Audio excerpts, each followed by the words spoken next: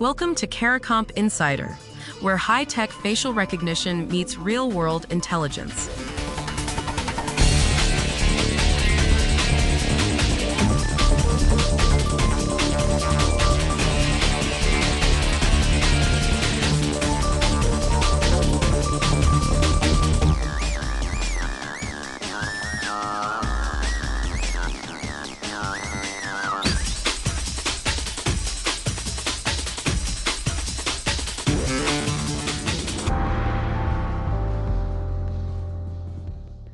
Five seconds.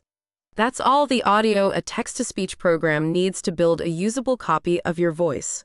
5 seconds of a voicemail, a video you posted, a phone call you didn't think twice about. And yet, when researchers pushed those clones against Amazon's Alexa, the fake voice failed nearly 2 out of 3 times. So the copy is fast. But it isn't as convincing as we've been led to believe. And that gap matters, because the scam that terrifies people most right now is the phone call from a family member in trouble. If you've ever heard a voice on the line and felt your stomach drop before your brain caught up, this is for you. That fear is reasonable, but there's something specific you can listen for, and almost nobody knows what it is. So how do you catch a fake that sounds exactly right? Your voice isn't one thing. It's 2 completely separate layers. The first is acoustic, the sound itself, your pitch, your accent, the warmth or rasp in your tone.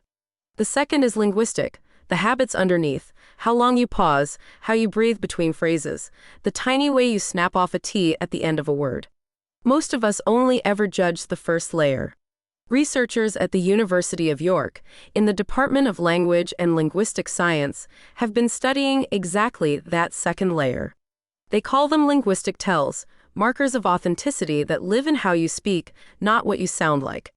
Sir Michael Caine actually licensed his AI voice to the study, so they could test whether ordinary people can tell his real speech from the synthetic version. The specific markers they focus on are small pitch, pause patterns, the little burst of air when you release a hard consonant, the P, B, T, D, K, and G sounds, and audible breathing, the intake and outtake most of us never consciously notice. Those are the fingerprints. The article uses a comparison I keep thinking about. A voice is like handwriting. A photocopier can nail the size and the slant instantly. But look closely at how one person loops a G or crosses a T and the copy starts falling apart. Voice clones work the same way. They master the broad strokes. They stumble on the fine motor habits. Now, the part that's genuinely useful to you. Researchers compared cloned audio against authentic recordings and found the machine's pause wrong. Synthetic speech leaves noticeably longer gaps between pauses. It spends more of the total time talking. And it produces fewer of the tiny hesitations humans scatter through every sentence. A machine learning model trained only on pause patterns, nothing else, separated real from fake about 81% of the time. Just the silences. For a fraud investigator, that's a measurable signal in the evidence. For you, on a phone call at 11 at night, it's simpler than that. If the rhythm feels off, trust that feeling. There's also a misconception worth clearing up, because it's the reason people get caught. Almost everyone asks the same question when a strange call comes in. Does this sound like them?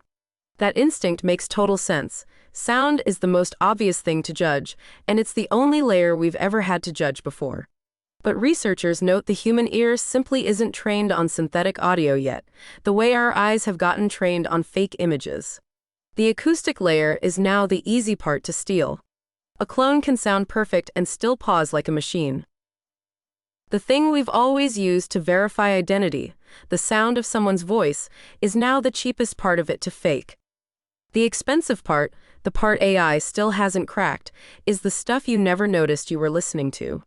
The breath, the hesitation, the half-second of silence before someone answers a hard question.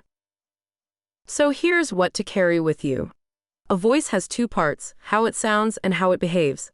AI can copy the sound in 5 seconds, but it still can't copy the behavior. So when a call feels urgent and the voice is right, stop asking whether it sounds like them. Ask whether it pauses like them. And then hang up and call back on a number you already have. You're not powerless here, you just needed to know where to listen.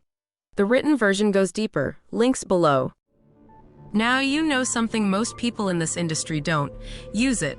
And when you're ready to put it to work, Caracomp.com. We'll see you tomorrow.